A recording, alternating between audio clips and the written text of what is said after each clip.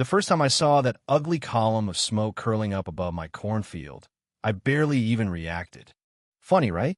A guy who spent half his life fighting fires, just driving along like nothing's wrong. Radio off, dog in the seat next to me, thinking about how the co-op was out of my favorite seat again. I'd driven that same stretch of Granger Road every Tuesday since I took over the farm for my brother, and most days it felt like nothing ever changed, except the weather and how many things I forgot to pick up in town. But that morning, man, the sky was clear, the air was dry and sharp in that way that makes you want to work until your shirt sticks to your back. And as soon as I turned that last bend, I saw this black, angry tower of smoke, not the harmless white puffs you see from someone burning leaves. My heart kicked like it wanted out of my chest, and even Copper, my old hound, tucked his head and started whining. It should have hit me harder, but I guess I didn't want to believe it not until I floored the truck and saw flames leaping up from the east field, my best field, the one right up against the HOA's shiny fence. I parked so fast the gravel sprayed everywhere. Didn't even shut the door, just sprinted straight for the fire, smoke stinging my eyes and throat, sweat pouring down before I got anywhere close. And there she was, Karen Denon, arms crossed, sunglasses gleaming, not even pretending to call for help, just watching like it was a show. "Did you call this in?" I yelled, my voice raw. She didn't even blink, just took her glasses off slow and called back. "Isn't that your job? It's your mess." You know what I mean? I could have lost it, could have called her every name in the book, but I didn't. I ran back to the truck, grabbed the radio I kept stashed for emergencies, and called in every detail like I was still back on the clock, not a retiree with a mortgage and a farm that barely turned a profit. When the engines finally tore down my drive, the fire had eaten through 50 yards, my irrigation ditch holding it back, but only barely. The chief who stepped outside, trained him years ago, took one look, didn't need to say a word. He followed my eyes to the fence line, straight to Karen's yard, and nodded. We got our work hoses flying, fire brakes holding. After what felt like forever, but was probably just 20 minutes, we had it under control. Karen was gone, but her car was still there, parked at an angle, and the grass near her fence was scorched, burned right down to the roots. I found a melted canister backyard fire pit kind, not farm equipment, and I knew right then this wasn't some accident. But the weirdest part? I wasn't even surprised. Karen and we'd been circling each other for years. It started with noise complaints, then letters about my compost bin, even a warning about a stray chicken that supposedly threatened community safety. All signed in her neat blue pen, all just thinly disguised ways of telling me to pack up and make room for their manicured lawns. See, Karen wasn't always the queen bee.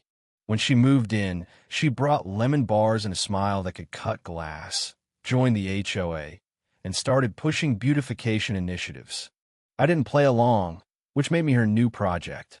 She brought her board pals over, Rick, who never looked anyone in the eye, and Dana, who could kill you with kindness. They wanted me to tear out the corn along their fence, plant decorative hedges for the view. I said no. They acted shocked like I'd spit on their shoes. And after that, the gloves came off, letters, rumors, teenagers avoiding my eggs, HOA bulletins calling my farming outdated. The day I found my mailbox painted bright pink, scab, written in red, I stopped laughing about it. Started installing cameras. The whisper campaign, the dump trash, it all felt like a bad joke, but it was personal. When I found out Karen had filed a formal complaint with the city, calling my land an eyesore and hiring some consultant to dig up violations, I realized she wanted me gone, period. But arson? I never thought she'd go that far. That night, after the fire was out, I sat on the porch with Copper and the smell of smoke in my hair, thinking about my brother, how we'd planted that east field together, how he'd always said it caught the best sun. Now it smelled like gasoline and regret. The next morning, I walked the damage, boots sinking in ash. I found another canister, bits of red fabric melted near it Karen's color, if you can believe that. I took photos, checked my cameras, and that's when I remembered the backup cam hidden in Sarge, my scarecrow thermal triggered, my niece's idea. Sure enough, The footage showed a figure crossing the fence at 2:13 a.m., hoodie up, carrying a bundle, lighting fire after fire. Couldn't see the face, but the walk, the tilt of the head. The red windbreaker was Karen's, plain as day. I gathered my evidence, called my lawyer, and played it smart. No confrontations, just patience. Fire Marshal Polk opened a formal inquiry, and soon enough, the evidence piled: opaque accelerants, tampered fence, more canisters, and even a trail of chemicals running from her yard into my field. You'd think that would be the end of it, right? But Karen, she spun a story, claimed I set her up, that I'd harassed her. The HOA president, Bernard, finally called an emergency board meeting. She was suspended. The board started eating itself. Neighbors started whispering. Dana quit. Rick apologized, but no one really stood up until the emails came out. Anonymous thumb drive. Hundreds of messages, proof Karen funneled money, lied, bullied, and worst of all, tried to take away the only thing that ever truly belonged to me. In court, her lawyer painted it as a neighbor dispute, called me the aggressor. My lawyer, McCree, hammered the facts, photos, footage, witness statements, HOA minutes where Karen literally said, "If we can't stop him through zoning, maybe fire hazards will." The judge didn't buy her side for a second, ruled in my favor. Big payout, damages, legal fees. HOA ordered to back off forever. But I didn't feel like celebrating. Justice isn't a parade. You just wake up and realize the threat is gone. The land is yours, and the only thing left is to rebuild. Karen lost her house, her reputation, everything. The HOA was restructured, new board, new bylaws, and for the first time, they acknowledged my independence. Neighbors started showing up, bringing pies, eggs, apologies. Even the field started healing, green shoots poking through black soil like hope.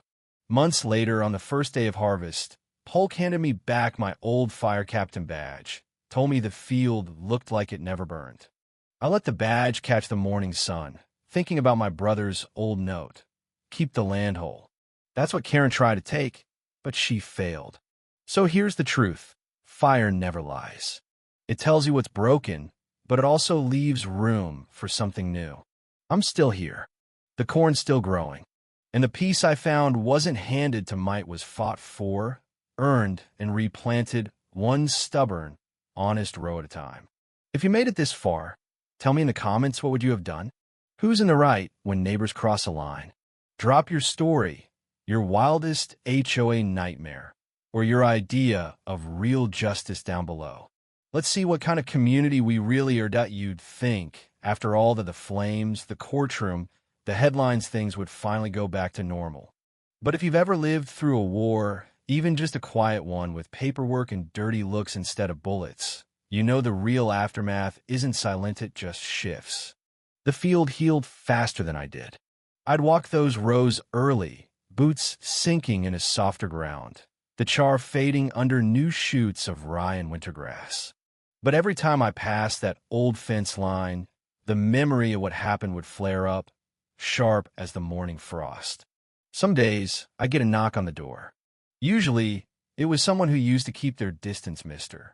Bradley, cane in hand, with a bag of apples. Dana, face drawn and voice shaky, dropping off a pie she probably didn't even bake herself. A young mom with her little boy, apologizing for the way she'd looked at me last spring when the rumors were thick and the air was mean.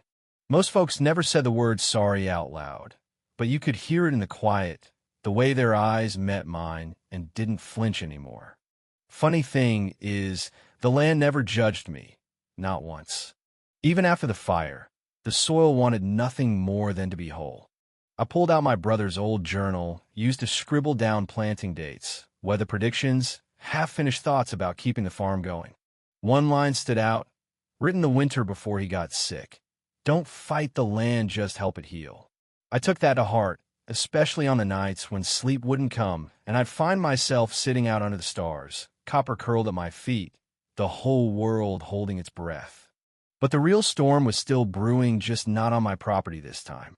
The HOA's power had cracked, and the pieces started to fall apart faster than anyone expected. People dug up old emails, printed out letters, started asking questions about fees and fines and why so many warnings got sent to problem houses, but never the ones with perfect lawns.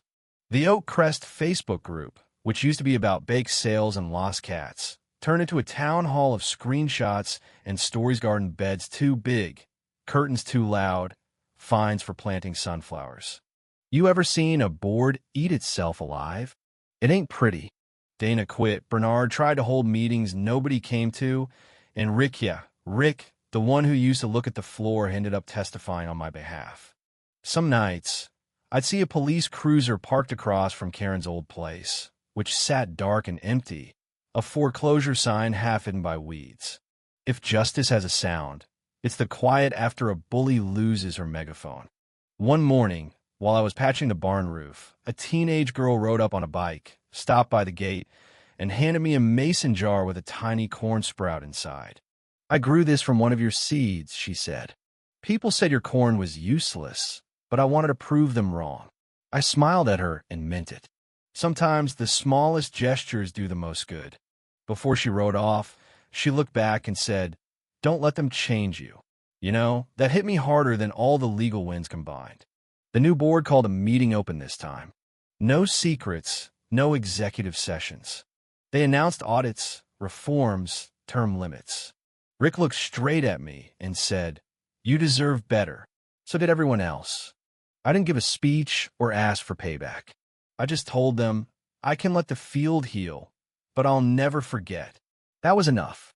By the time spring rolled around, folks started pitching in Mr.